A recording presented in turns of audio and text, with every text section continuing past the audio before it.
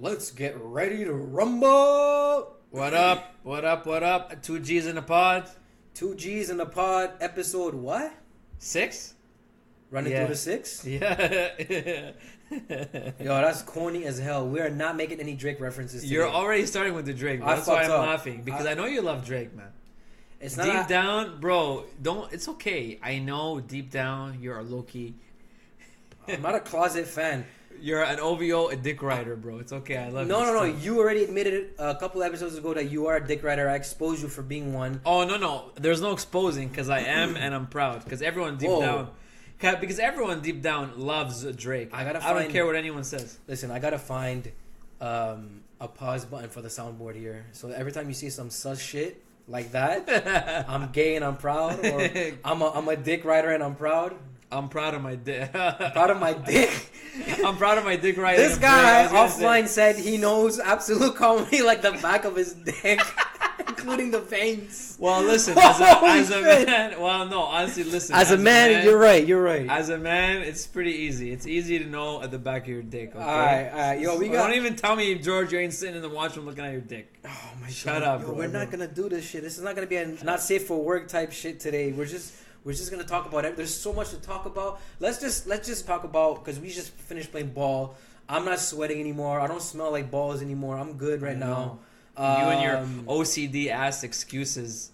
Fuck all of that. Let's talk about the fact that I caught me some brand new shoes, PG 2.5. That's Paul George, and I'm giving him a plug tonight. Okay, I don't usually like to plug shit, but I'm wearing them, and if I like what I wear, if I like something, this guy's eating a hair. Fuck, I don't know, man. I have hair in my mouth. I mean, you got 3 dogs in the crib. What you Dude, expect? I'm talking about like dick jokes, and then on top of that, man, bro, I have a piece of hair. Super pause. What the I'm fuck? definitely gonna edit this shit to put the most sus soundboard for you ever. Like, gay. Like, I'm gonna hit you with that. I got you, bro. Okay. I got you. So, okay, Takashi, go on. We played ball tonight. George was mad late. Shows up late, and you know what happens when George is late. He plays like dirt, lazy as shit. Lets his cousin bump into him. Lazy. In fact, his way out, he's like Ric Flair, dirtiest player in the game. Follows everybody like a bitch, because that's his only... I was swinging around today, bro. Yeah, like you're playing the wrong sport. I love it, though. I love it. No, that's not fair. But like, whatever. Next time you want to do that shit, expect to be thrown into the guardrails. I'm telling you right now, the next motherfucker in ball that puts their elbow or like shoulder in me, I'm taking him right down, bro. Yo, this guy's an anchor in ball, so it's not fun to play against George. You need to play on him. Oh, you need to play on him. Wow, you see, all that gayness is rubbing off on me now. Bro, these are... Honestly, this episode already has a name, bro. It's called Dick Jokes. I'm telling you right now. Oh, my God. Anyhow, we played. It was cool. We had our good run. My shoes are amazing, even though the floor is still slippery. But anybody who's looking even with my lazy ass, with my fouling ass, even, bro, with your brand new PG shoes, our team still slapped your team at both times. So because our communication tonight was so trash. Like, it was really my fault. Essentially, it was really my bad. I'll take all the blame for it. I mean, the thing is, everybody's an awkward player. I'm throwing everybody under the bus right now. There's nobody who really has any fundamentals on this court. Exactly. Right? Nobody has fundamentals. Exactly. We all just play like it's heavy shots fired. We're all to all the homies. Woo! Bro, wait till the edited version comes out. You're gonna hear a lot of gunshots. Bro, you're spitting hot fire like Dylan, and Dylan, man. And belly and massage. Spit my head on them. Okay, so I want to jump right into it right now. But before we jump into anything else... No more PG talk. I don't care about his shoes. No, fuck PG. Let's talk about the real baller, Kemba Walker, though. Like, woo! Wow. Woo! Wow. Like, who...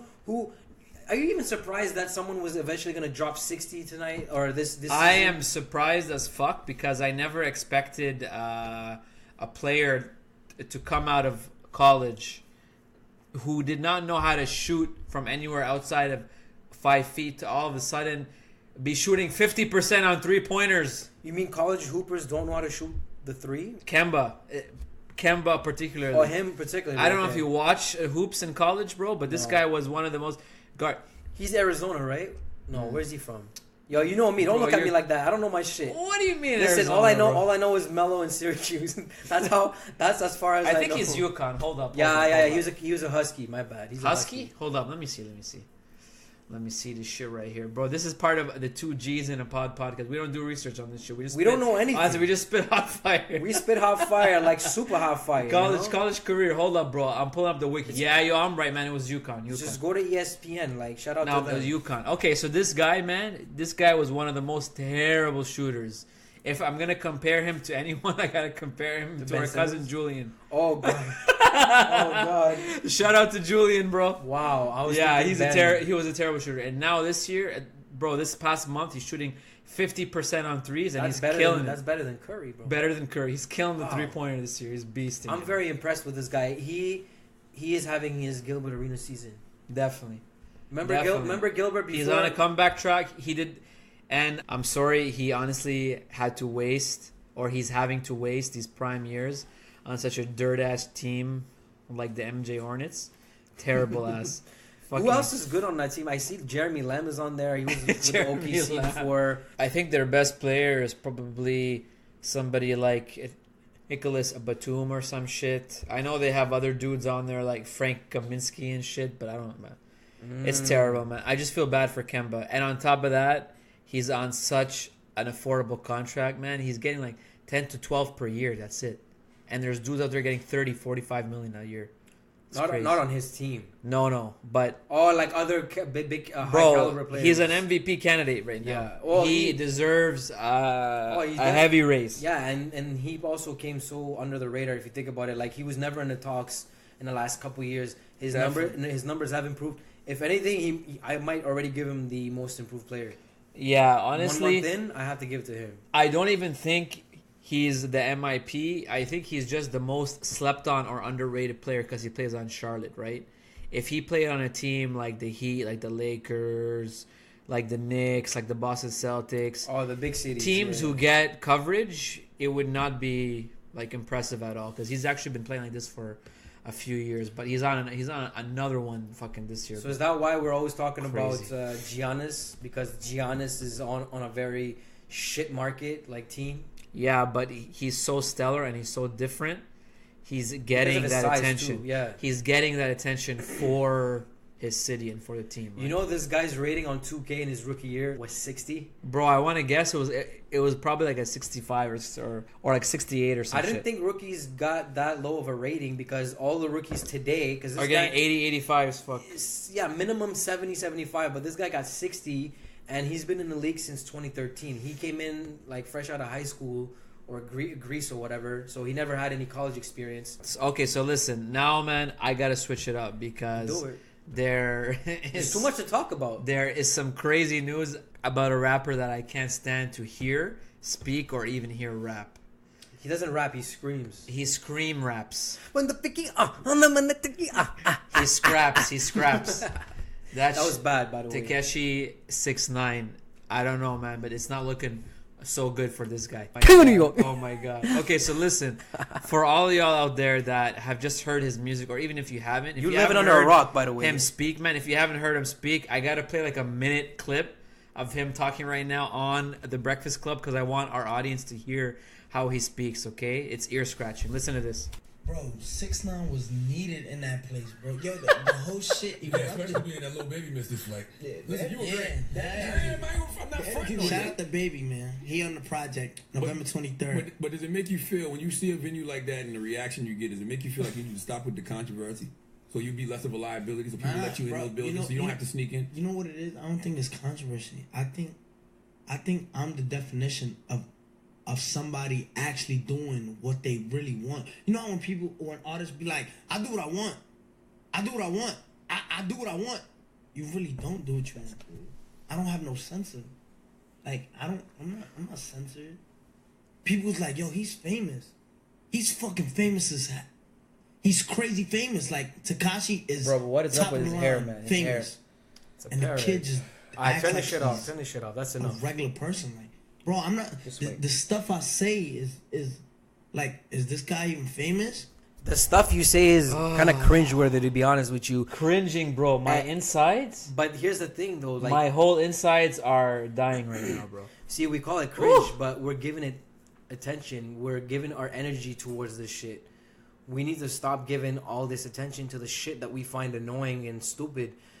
And it's funny because isn't that like the name of his album that he said he's gonna drop? It's called like Stupid Boy or Dummy Boy. I don't even know, bro. What did you say that his album was really gonna be called? It's called Jail Boy. I'm sorry, that's a low blow. But this guy, I don't know if any of you guys know this out there, but this guy was just arrested for racketeering and armed robbery. He's So facing for all the idiots out there who don't know what the fuck racketeering means, because Okay, it's not George. has nothing to do with rackets. You go ahead and say it. No, because George told me he just found out what it meant today. I'm editing but this I part think out. George is fronting because George don't even know what that is. George, tell me what racketeering It's like is. extortion. Bro, it's not extortion, my bad. It's you committing really fucked up crimes. Okay. It's all the bullshit that you're out here doing, like It's basically crimes glorified by gangs. It's gang member crimes. and that's what he's been all about since last year. This guy keeps talking about the people he's affiliated with, and even if you look deeper into his songs, most of those titles for his songs are named after people that he's referring to. And those are people within his quote-unquote gang. And this guy also keeps claiming Bloods. Trainway! King of New York! And now all of a sudden... Mandatory minimum of 32 years, bro. That's heavy. Yeah, and this kid Woo! is only like 22. He already has a daughter. He had so much going for him. All he needed to do was chill. Fat Joe spoke to this guy one-on-one. And Fat Joe was giving him words of wisdom, telling him, Word? hey man, you are getting Fat Joe'd right now. Like, that's word for word what he said. Because Fat Joe been in Explain jail. to us, bro. What's going on? He was telling him how New York is known for having hip-hop police notoriously going after these rappers who are about that kind of life. Like the same way Bobby Shmurda got hit. Now this guy is the next one. It's just another statistic. That's what it is. If you think it's all about black people that are always getting hit, nah, It's man, not, it doesn't man. matter. This This guy's guy not this black. guy is Hispanic who likes to say the N-word, by the way, which is really fucking dumb. It's fucked up. And that has nothing to do with anything. But the point is that no matter what color you are, if you're part of this type of lifestyle and you're living that lifestyle in New York and you're committing these kind of gang crimes, sticking up, you're committing robberies, shooting up people. Like this guy's been through shootouts. He was shooting a music video with Kanye and Nicki Minaj not long ago in LA and got shot up. It's crazy shit, man. Like Kanye freaking West could have lost his life over this fucking parrot. So I'm gonna read for all y'all out there an excerpt from the Rolling Stone article. The article is titled "Tekashi 6ix9ine faces 32 years to life in prison on racketeering and firearm charges." Tekashi 6ix9ine, real name Daniel Hernandez, is facing a mandatory minimum sentence of 32 years in prison, according to the prosecuting U.S. attorney at the rapper's arraignment on Monday night. The rapper was arrested on Sunday night and faces federal charges, including racketeering allegations stemming from Hernandez's involvement with the 9 Trey Bloods, as well as previously unreported armed robbery. See? He faces a maximum sentence of life in prison, and to quote the assistant U.S. attorney, quote, Hernandez is a member of a violent sect of the Bloods, and he participated in multiple acts of violence. That's pretty crazy, man. So these are the facts. It says in the article here, continuing, according to the prosecution, the charges are the result of a 5-year federal investigation. So they have been following this dude for 5 years. Yeah, they've been following him. Go ahead. Yeah, he said, and then it continues here. Hernandez's attorney, Lance Lazaro, contended that Hernandez has only been affiliated with these gang associates, and by extension their gang, for a little over 1 year when he met them at a concert and hired them as his manager and security detail. Hernandez publicly fired his management and the rest of his team late last week, alleging in an Instagram video that they had been stealing from him. He subsequently gave an interview with New York radio station Power 105's The Breakfast Club on Friday to expand on it. Following this, the armed robbery charge took place in Times Square in April, bro. This past April 2018. Prosecutors said that the rapper's 4 associates robbed a rival gang at gunpoint while Hernandez waited in the car, and he taped or filmed the robbery on his phone. That's crazy. I don't know about that tape shit because I'm pretty sure if he was really that dumb, he would have posted that tape somewhere online or like he would have. Yeah, but when you're fucking with the Bloods and the Crips, yeah. You're not gonna tape and post shit. It says here that his home was searched in September, and the cops found stolen items from that April robbery. So there's it's not actual looking so footage. Good. Yeah, man, it's not looking good for him, man. It's definitely not looking good for Woo. him. But again, like I'm trying to say is that was he really part of that life growing up? Because honestly, bro, it's all part of identity, right? I think if he definitely had identity crisis. This guy, definitely. If you yearn so much to be a certain person or be a certain thing, like a rapper, an athlete, parts of you will act like them, not just on the field or in the studio or in a concert, but outside of that. And they think that like gang shit activity like this is actually affiliated with that life. And that's not true, man. There's a lot of artists, a lot of athletes, like a large, overwhelming majority do not get themselves involved with this. It's also talking here about there's also like a drug charges from the sale of heroin, fentanyl, MDMA, and marijuana. That's crazy, bro. He definitely, as you said, had an identity crisis, and this is a common thing, especially with the young people nowadays. I start to see around me a lot of these like young people with low self-esteem, low confidence. They have identity crisis issues, man, because they want to belong. That's why they follow people on Instagram and on Twitter. Just the word followers, following, that means you're following somebody and you're such a fanatic of them that you'll adopt the way they act, the way they speak. And this guy, if he's so young, he's impressionable, right? So he probably got so caught up in that, he thought that this is what this rap life is all about. And that's not true, man. Just because a lot of rappers talk about it in song, it doesn't mean they actually live that shit, right? it's all attention seeking in my eyes. You look at the guy, colors his hair, all the colors in the world, look like a bunch of Skittles on his head. Tats on the face. The tattoos, in fact, the tattoos Mad tats have on increased. It wasn't even like that a year ago. He didn't have that many. Now he's got like a whole thing all up in his neck, All the his bling, cheeks, and everything. all the bling, man, all the gold. And Everywhere. It's all Inside, about the, outside. It's the attention, bro. He's getting all the attention he wants. It's definitely working to his favor, but now it caught up to him because he wanted to get involved in a life that he claims that he really lives, but who really knows? Maybe it was a peer pressure thing. Who knows? He was affiliated with the wrong people. Those wrong people that he was affiliated with It's crazy, man. supposedly stole from him, and now he got rid of them. And now, look how it's like, I don't know. Maybe it's a karma thing. Who knows, man? Honestly, who really knows? all I know is like I'm He's not just a a fan of statistic this to guy's me. music, bro. He's a I know statistic it's to me, sad.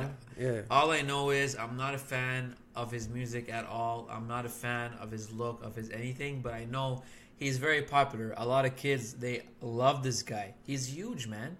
And he had it all in front of him, and it looks like at the outset here, at the beginning of all of these like arrests and charges, it looks like George, he lost everything, man. It's really bad. Yo, maybe it was all a plot. What if Yeah, there's a plot twist in all this? What if the guy somehow, by the miracle of God, like overcomes that, and then he ends up not facing these charges? Because when you say you're facing, that means he has to go to court, right? Do we have dates yet? No, we don't have anything, right? Nothing, man. No. And honestly, it's sad because there's big names out there like Charlemagne the God from the Breakfast Club even told him in the interview he had 4 days ago, man, get this heat off your back, because if you get this off your back and you're not such a high maintenance artist, not only is your shit gonna blow up even more, but your life is gonna be set. And it's crazy, man. And I'm just going over this article, and every paragraph I read, my jaw drops even further. It also says he's being charged with the possession of AR-15s and involvement of 2 shootings, man. The first one was at the Brooklyn's Barclays Center where he was performing, and another one in which he allegedly ordered the shooting of a bystander at a Brooklyn housing project. That's crazy, bro. What are you doing, man? He doesn't know what he's doing. What's going on, man? He's around the wrong people. That's what it is. He's not gonna get out of jail for a long time, if ever, man. That's fucked. You'll never do this shit on your own. So clearly he has a gang, literally, like no pun intended. He has a circle full of goonies around him that are applying all this peer pressure, and the whole blood thing alone for me kind of like threw me off. You know what I mean? Because how many Bloods do you really know in New York? Maybe there are plenty of them, but it's just that we don't really see them publicized that much. Like they don't really cover this much commercially, right? Because over the years we've only seen this shit on the West Coast, right? It's always West Coast Bloods, Pyrus, Crips, Hoovers, and this and that. And that. Listen, I'm not the guy that you want to talk to about this shit because I don't know fuck all about Crips and Bloods. I hear a lot about it in music. Kendrick covered a lot about this shit. YG, Snoop, Game, all of that shit. Game. So Game. Game is the homie. He's allowed back in Canada, man. I'm ecstatic. I'm gonna be the first one at his concert for sure. He's definitely top 3 my favorite rappers of all time. I love the Game, man. He doesn't make you feel dumber, like stupid jail Definitely boy? not, man. 'Cause this guy actually raps and rhymes. And this guy, his first album, honestly, I was posed a question, a very good one, the other day. Who had the best rap debut album, in your opinion, George, of all time? Well, think of all the artists, okay? Because yeah. I was posed this question, man, and I really had to pause. And I don't know if it's because I'm biased as fuck or not, but I had to say, off the top of my head, I had to say the Game. Like the documentary was great, but there's a lot of good like debut albums. Okay, so I have like a list here out in front of me. I'm gonna open it up, but in the meantime, George, I'm gonna pass it to you. How do you think is the best debut rap album? The documentary might stand the test of time, but if you compare it to the other heavyweights over the years, especially like 90s albums, early 2000 album, it is not better than Get Rich or Die Trying. You got to think about all the different categories of the way it made an impact into the industry, into the general public, how people perceive that album. Because yes, it sold 5 million worldwide, but look at the way 50's Get Rich or Die Trying made an impact into the game. Okay, so I have the whole assortment here in front of me. So you're just gonna ignore Get Rich or Die Trying on me like that? No. Yeah, Rohkas. It's in there, okay? And a lot of people on the comments. There's 1,100 comments. A lot of people are saying, I gotta cut you. Get Rich or Die Trying. I gotta cut you because I don't even want to see. No, I don't want to see the comments. This is our fucking opinion. We don't give a fuck about all these internet stranger comments. Man, fuck the internet. Yeah. Assholes. Okay, so I'm asking you. Actually, I want to ask you, what is your thought 15 years later on Get Rich or Die Trying? Or even when it first came out versus... It was amazing. Versus bangers, today. like filled with bangers. Bangers upon bangers, yes. That album had so much hype. I don't know if you actually recall that, George, but like back in the hype around this, man, high school. Ooh, bro, the hype. Bro, the hype, and he lived up to the hype. Oh yeah, for sure. Like this is like the LeBron James of albums, if you think about it. So of this entire list here, and I know we don't have like a visual component, but there's a couple of bangers on here, bro. We got The Chronic from Dre. We got Ready to Die from Biggie. We got Get Rich or Die Trying. We got like the Big Pun album. We got the Game documentary. We got DMX's first album, NWA, Jadakiss, bro. We got Wu-Tang. We have some good fucking albums here. Off this list, bro. It's content, bro. What would you like, bro? What would you like here? That's substance right there. That's heavy. That's a heavy choice. I really choice. don't know, man. Like, there's so many to choose from. Illmatic is amazing. Yo, Biggie's first album was Ready crazy. to Die, Tell God You Said Hi. It's when it's I die, fuck it, I wanna go to hell. Cause I'm a piece of shit. It ain't hard to fucking tell. Well, Kanye, man. You know what? I think Kanye. Don't even give me that Kanye shit. In terms of like a production value, I get it, but don't forget a lot of these albums that we're looking at here are produced by Dr. Dre. So this like trumps the. You got 1, 2, 3. What's 1, 2, 3? 4. 50, Game, and what was the other one? And then Dre's his own album, and then bro, you got the NWA album. Like, this guy is the best producer of all time, hands down. I'm sorry about your Kanye bullshit. It's all opinion. And you see, look, you're out here shitting on me because I like Kanye like that. I mean, maybe Kanye's... No, I think Kanye's late registration may actually be better than his first album. But the thing is, his first album has, like... It just had moments That's the thing about albums is you have moments and stories and backgrounds and things. Like Jay-Z's first album, he said it himself. It took him a whole lifetime to make that album. And what did he do? Followed up by that is he dropped an album every single year after that. Every single year after 96. 96 all the way to 03. That's 7 albums, bro. That's 7 whole albums every year, back to back to back to back. This guy did what LeBron said he thought he was going to do. Bro. Quality. Yeah, but it doesn't necessarily mean that Jay-Z's albums are all trash. There are actually a lot of great ones during that run. Not all of them were my favorites. I think the Black Album, Blueprint 1, I love and of course One was Reasonable Doubt. amazing. Those are like your go-to 3 Jay-Z albums, right? There's a Reasonable Doubt, Blueprint 1, and Black Album, and not necessarily in that order. Yeah. But that first album, though, it's just something about that. If something can stand the test of time, and I'm still listening to it till this day, Definitely. in my opinion, it's got to go down as one of the best. Honestly, of all of these albums, the albums here on this list that I'm seeing, these debut albums that to me stand the test of time, I love Illmatic. It definitely stands that. That's actually like a low-key one of the best albums ever. I like Biggie's Ready to Die. Definitely every time a song comes off that album, I know the entire Word for word, huh? track, every fucking track. Get Rich or Die Trying, definitely. And man, I know again biased, but the documentary, you gotta listen to the production. What are the standout tracks though? Of what? Documentary. Ooh, How We Do. I love How We Do. That video was so badass. You just envision yourself in a club like fucking shit up like that. Man, I love it. And the opening is dope. The opening With is the smoke dope. and everything. Yeah. The fucking opening is dope, man. It's so amazing. I think Carmelo Anthony was in that music video, wasn't he? Come on, are you serious? If you go and watch the video right now and you hit pause because you only see him for 1 second, don't watch it right now because now you're about to kill 5 minutes. And we're not gonna go over this over our podcast, but that song in particular and the video takes me back to a specific time. It takes me back to my last year of high school. It takes me back to Grand Theft Auto, San Andreas. It takes me back to Snoop Dogg's Drop It Like It's Hot because those songs were all coming out at the same time. And then Game finally drops his first music video. Bro, I just pulled up like the track listing for that album. How we it's do? heavy. Okay. Listen, How We Do. No, I gotta give you my shit about tell How me, We Do tell me, because tell me. How We Do. Fire songs, bro. I can't wait to tell you the list. I was a teenager when that song came out. How We Do. In fact, in grade motherfucking 11, bro. West Side Story came out before, and when I heard that for the first time, I was like, "Yo!" I was scared. I know. I was scared. I was like, "Yo, this sounds like a vicious song that Tekashi might go out and rob a bank with," you know.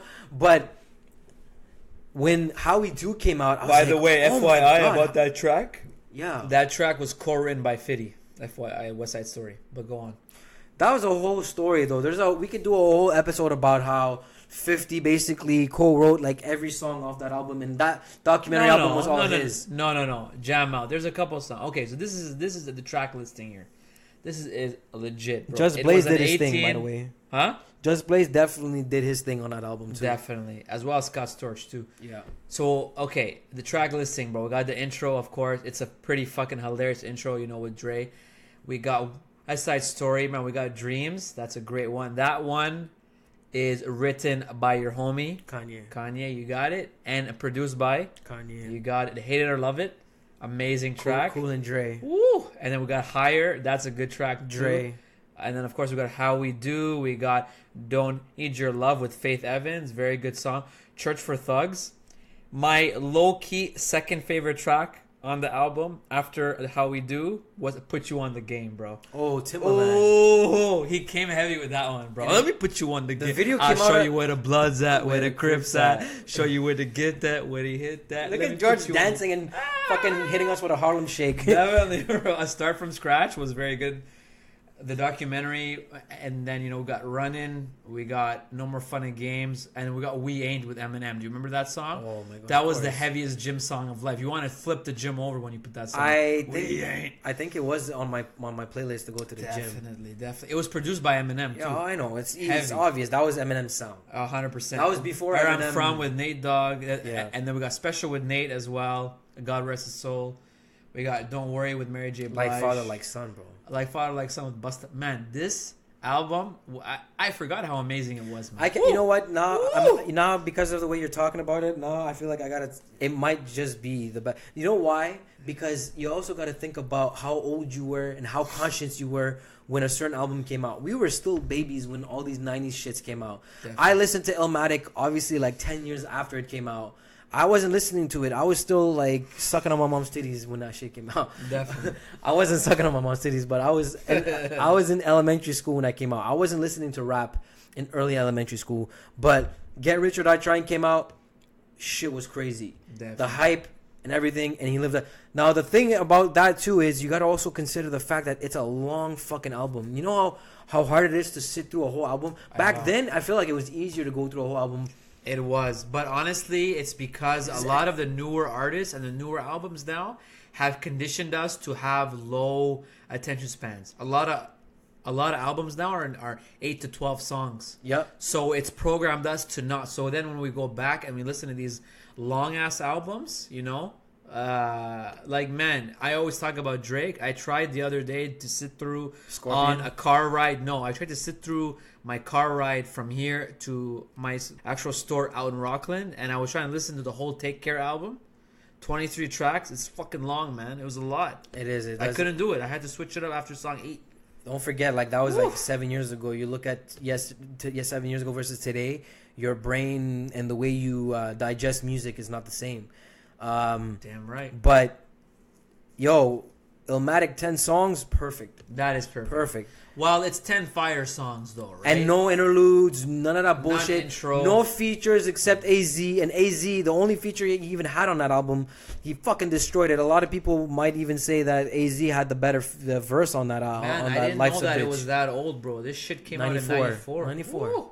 94 had 39 minutes of fire, man. 94 had Illmatic, and it had Biggie's debut album too.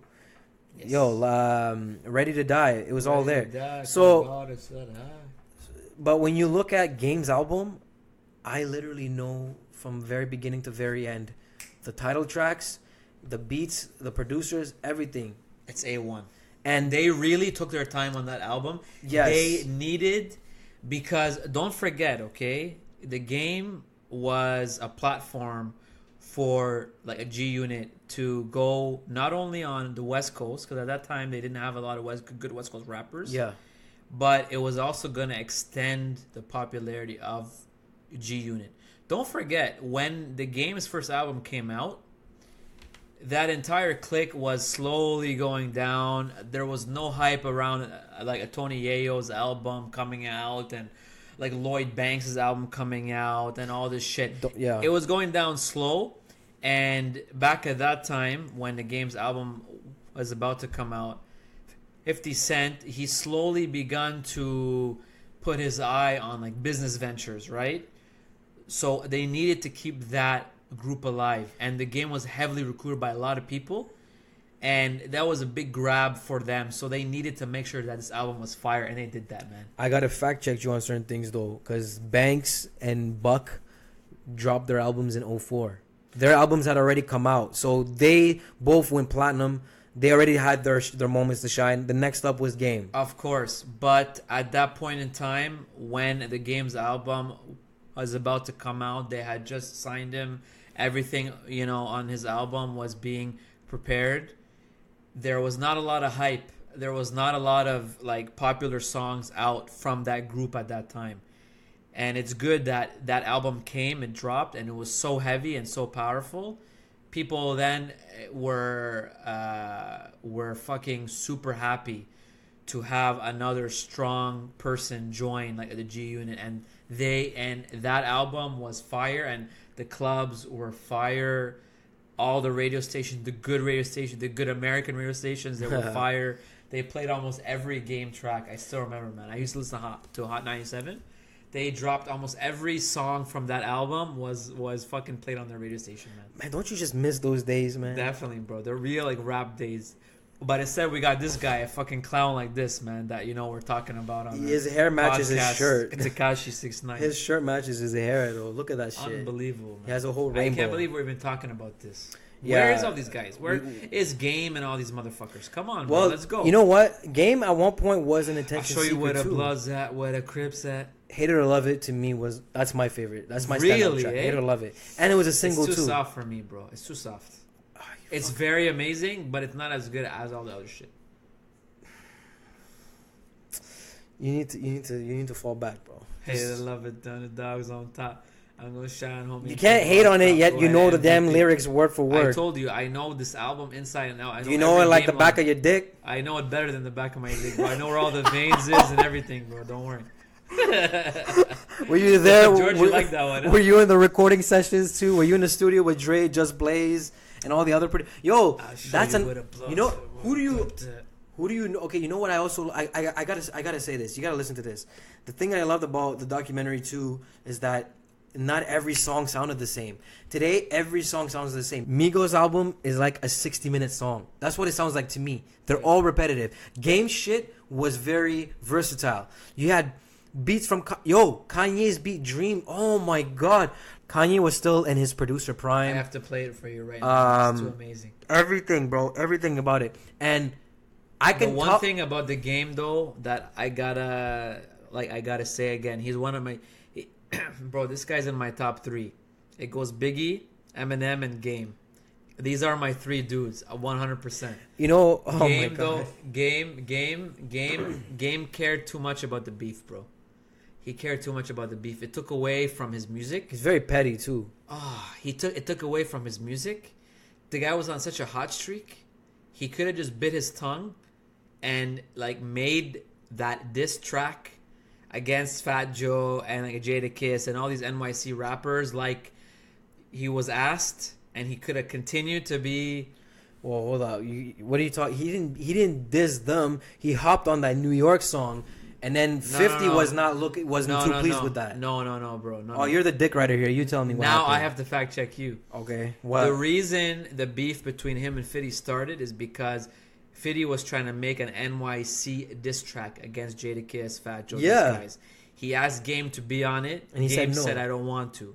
That's when they begun to break up, and then Game went and joined. The East For Coast. some reason, he fucking joined. Man, he threw away his whole career because of that. That's one movement I will never understand. Join your squad. These guys gave you money. They gave you a label. They gave you a platform to be one of the most popular rappers at the time. These other motherfuckers that were on their way out. Who cares? And continue making good music. Just imagine the motherfucking music, man.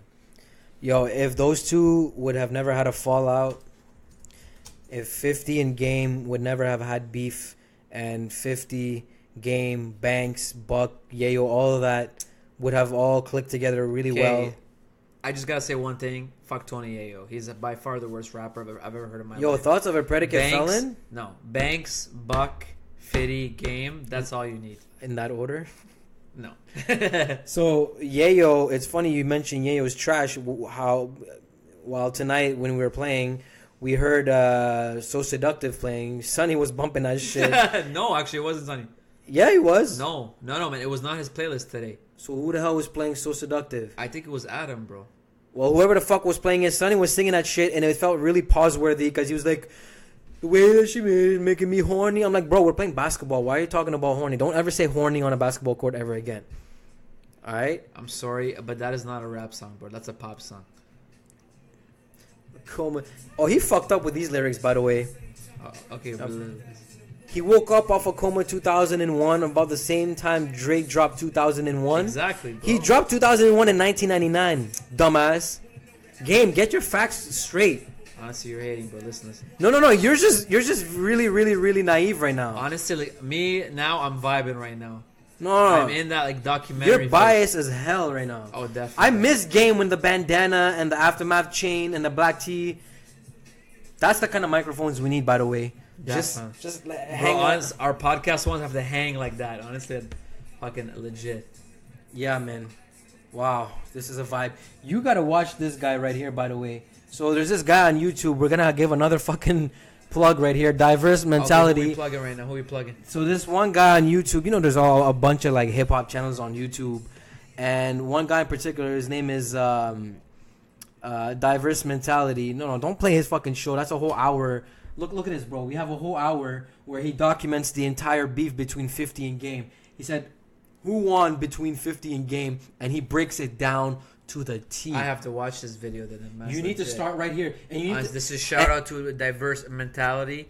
Check out his shit on yeah, YouTube. quick. He has a sick channel. So George, since he loves this shit right now, you need to watch it right now before YouTube shuts it down, because this guy had one of his videos taken down, and it was a really critical video. It was the Ja Rule 50 beef. Amazing. Okay, well that wasn't even a beat, but that's a one-sided smashing by 50. I know, but like he breaks it down. Like, you know how certain guys, they break shit down, whether it's basketball or music or anything whatsoever. Like, this guy really broke it down. He put a lot of effort into this shit. You know what I mean? Blood, sweat, and tears. So even if it was Ja Rule, even if it was even Rick Ross and 50. Yo, 50, I'm surprised 50 didn't get Tekashi yet. 50, yo, Bro, 51. This guy is man. above board, bro. This guy was above board with the vitamin water. I'm telling you, man, he's killing 51, bro. If you think about it, musically, he's not winning right now, but 50 ultimately won. He overcame everything. Like, this guy was selling drugs. He got shot. He beat death. Like, Definitely. he is like, you know what, man? Honestly, 50, just, we're giving you a shout out right now. Don't die. Game, we've been talking about your bitch ass for the last like 20 minutes. We hope he doesn't die, because tonight sounds like it was like a whole tribute to Game, because the man passed away. Oh, and on that note, we have to say rest in peace, Kim Porter, man. Kim Porter. That's Diddy's ex Wife or girlfriend. But that was a messed up story, man. It looked like almost like assassination type shit. Because the woman was sick, and the doctors were not trying to take care of her the way they should have. They did not attend to her immediately. All right, and I want to give a big rest in peace to Kim Porter. Very sad. She was gone way too soon. Now, it's sad because it's very sad to me, even if I didn't know her that well or I didn't know of her that much. I've just been reading a lot about it lately. And honestly, my condolences to Diddy, the family, her kids. Definitely. She had children. She had twins. She had... Just my condolences to her, she had to her like children. 3 kids from him and a 4th kid from another guy. Yeah. Just my condolences to her children, her family. 4 kids without a mom right now. It's very, very unfortunate. It's really sad. Soul, and keep your head up to all of them, and it's very sad. I don't want to stick to the sad stuff. I don't want to keep this whole show mushy and sad and emotional. So we're gonna move to the complete opposite and talk funny stuff, comedy, real quick. Because we have a show that we're supposedly going to this coming week. Thursday, Absolute Comedy Show. No amateurs, by the way. Shout out to George, man. I can't believe you finessed Absolute Comedy like that. I definitely finessed. Okay, so I got to tell the story, man, because this was a great job by me, okay? Honestly, man, I got to pat myself on the back. We hear that. Yeah, I hit him with the dab. Definitely. Okay. So there's definitely an amazing scheme going on at this comedy club here in Ottawa called Absolute Comedy. Preston. Shout out to Absolute Comedy because I love them. Good place to go on dates with your wife, with your girl, with your friends. It's a great time. They have actually very good food and it's good vibes. They clearly love you too, and you'll explain to us why. And I'll tell you why. Because they be running a scheme on me, but hey, I'm down for that, man. I don't mind. So I think they flag people like me that continue to bring big parties there. So at the end of each night, they pass around these cards, and on these cards they say, put your contact information. Yeah, then you're gonna have a chance to win. Quote unquote chance. A quote unquote chance to win 10 free tickets, for you and your friends, okay? So I write the same shit, okay? I put my name, my contact info, and then it has a comment box, and I draw a picture of a dick. What? I swear to you, I draw a funny picture of a dick, like a dick pic, okay? What is going on with you and dicks today, bro? I don't know, bro. Man, I'm like a dick right in the dicks. You're like today. Jonah Hill in Superbad. Yeah, exactly. I'm drawing the dicks. So anyways, and I do the same thing every single time, okay? Oh my god. And they know every time they call me, I'm going to bring a party. And the people who come and spend money. They fucking choke too, by the way. It's a fucking, it's a good scam by them to say, hey, we're just going to pick randomly. No, you're picking people that have a long history of fucking going there and bringing people to you. All right, so that's legit. I don't mind. So anyways, I was at a show about a week ago, with me and my wife, and I joked and I said, babe, I think I'm going to win again. I just have that feeling. Lo and behold, 2 nights ago, I get a motherfucking call. And it's absolute comedy. George, you were recently at a show and you won 10 free tickets. Oh, yeah. You had a good radio voice all of a sudden. Wow. Oh, yeah. Okay, Macho Man. No, I sound like the Bud guy from the superheroes.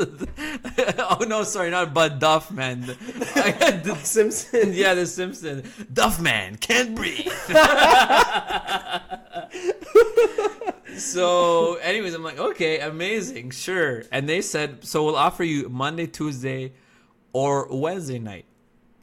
Anyone that does not know in the comedy circles, any comedy club, usually Monday, Tuesday, Wednesday, early part of the week is amateur shit. You have randoms on the street trying to make it. It was trash. They suck. And they charge you the same for food as if it was a regular night, which is crazy. And the same for entrance if you didn't win tickets. So anyway, quote unquote win tickets.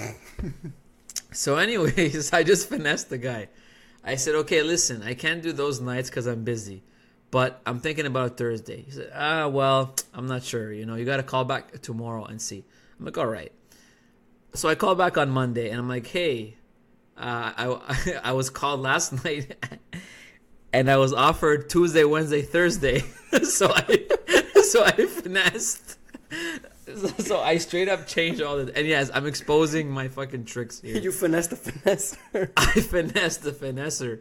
And he said, sure, we'll book you for Thursday. I'm like, all right, downsies. So now... Straight up. So now we got 10 free tickets on a dope night. It's going to be jokes. Shout out to Absolute Comedy. I love you. Thank you for all the free tickets. I'm looking forward to it. And before we end tonight's episode, I have to ask you, we're talking about, the best debut albums.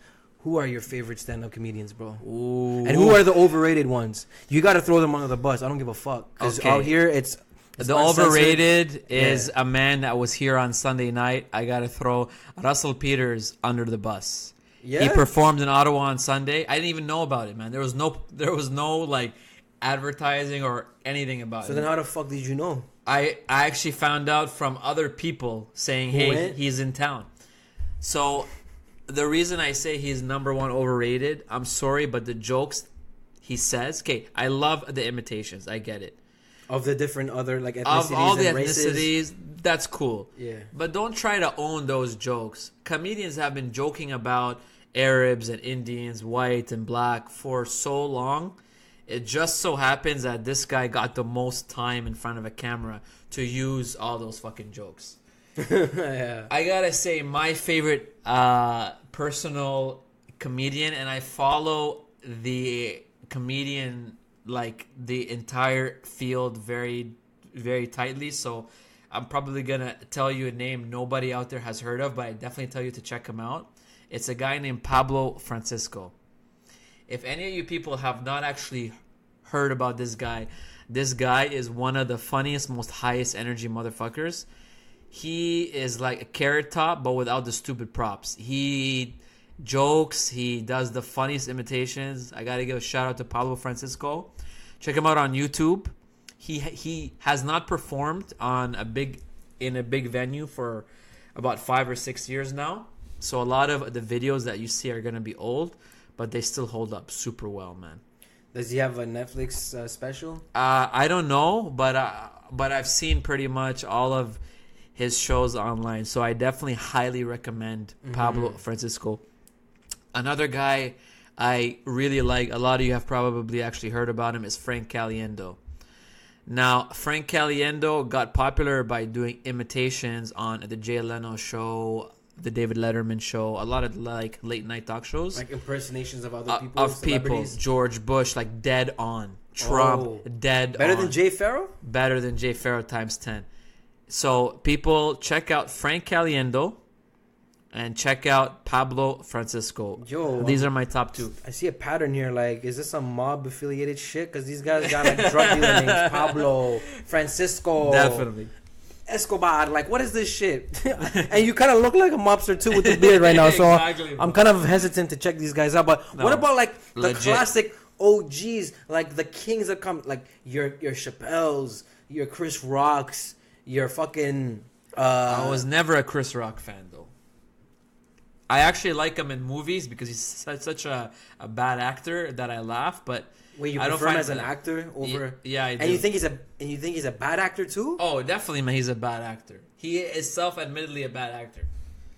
He's admitted himself. Yeah, I don't believe that shit. 100%. Go online. What's so bad about him? He jokes himself. He jokes about how he acts in films. Well, He basically acts like himself, but an awkward version of himself. well, you know what?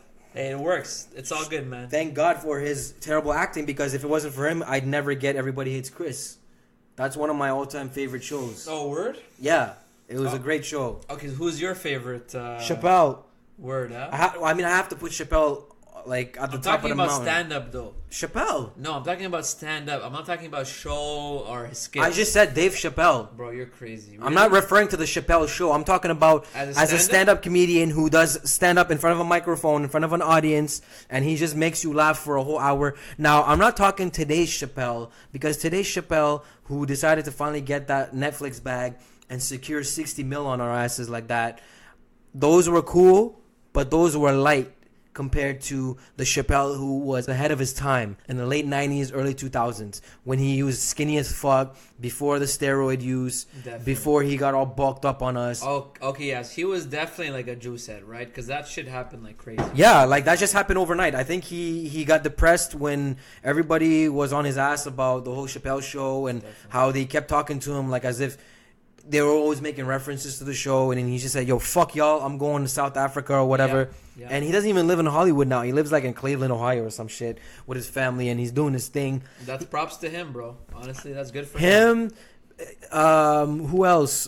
Yo, this is the one guy that I never thought I'd say, but Louis C.K., man.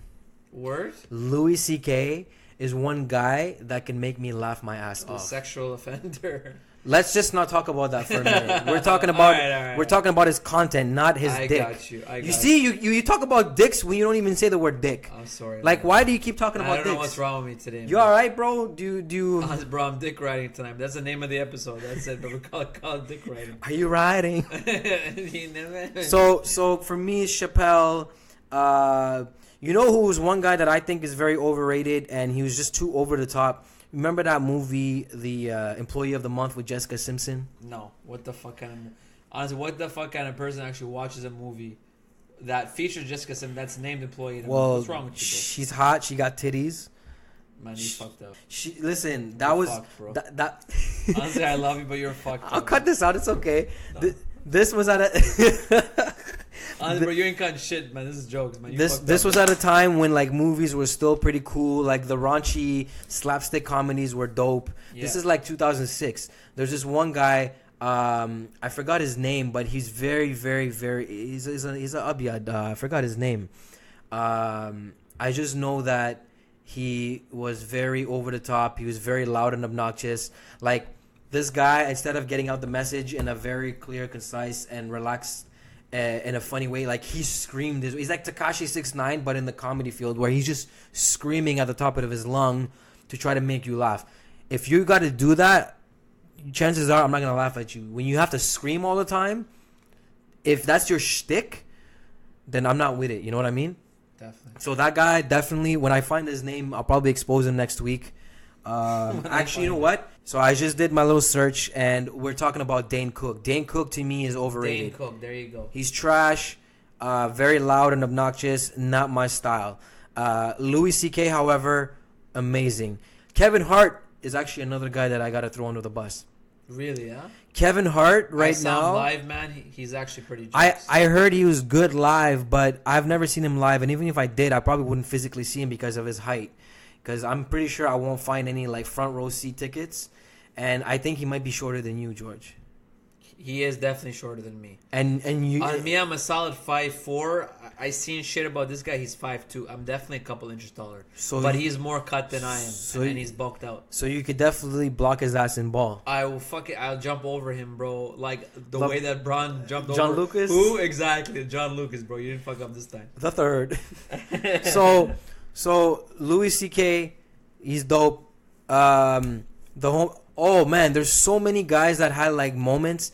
Cat Williams was so dope at one point. A lot of these guys had like one or two good stand-up shows, and then they just fell off. And They died out. they not only did they just fall off, but like the controversy stuff. that shit. Like the fame probably hit them or something. The fame got to them. Definitely. The addictions, All that shit. because Cat Williams, I'm sorry, bro, but you look like a crackhead after a while. Like you look pretty dope when you were like screaming pimp down, and you were affiliated with a Dipset and you were Yeah. killing it on stage. You had Little John come out. I don't know what happened to him later on, but he fell off. Bill Burr, I've been hearing a lot about this guy, but I never really gave him a chance. He's very funny. Like, You gotta check out Bill. It's Burr. not forced comedy type shit. No, 'Cause, because like- he's jokes because he swears so much, man. It makes you laugh the way he swears. Oh, okay. He's honestly, this guy's like a Boston kind of guy. So like, if you're into that harsh humor, then he's perfect. Yeah. But going back to Louis, the thing I liked about Louis is that Louis C.K., when he first started out, he was booed out the building all the time. Like, people were not feeling this guy Definitely. when he was like just coming out, like when he still had hair.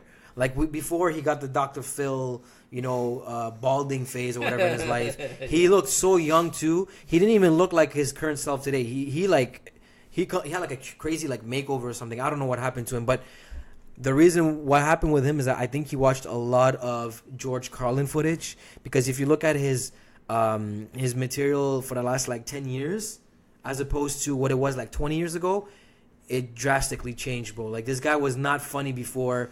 He was very desperate, and then suddenly you saw a lot of George Carlin in him and a lot of like sarcasm, because that was his lane. It was a whole sarcasm and witty dark humor. Definitely. I fucking love dark humor, but just not everybody can pull it off. But Louis C.K. can pull it off, Pulls it and off, that's I think, why yeah. I love Louis C.K. You need to come back. And Wait a second. He's back now. You know that, right? what's he doing? He came. He's been doing pop-ups. So he's been popping up at like random comedy clubs in UK and other Oh yeah, places. Yeah, he's slowly trying to get the momentum back. So Wow. don't worry, bro. Your homie is back. Don't worry. bring it back with the red hair, Ronald McDonald.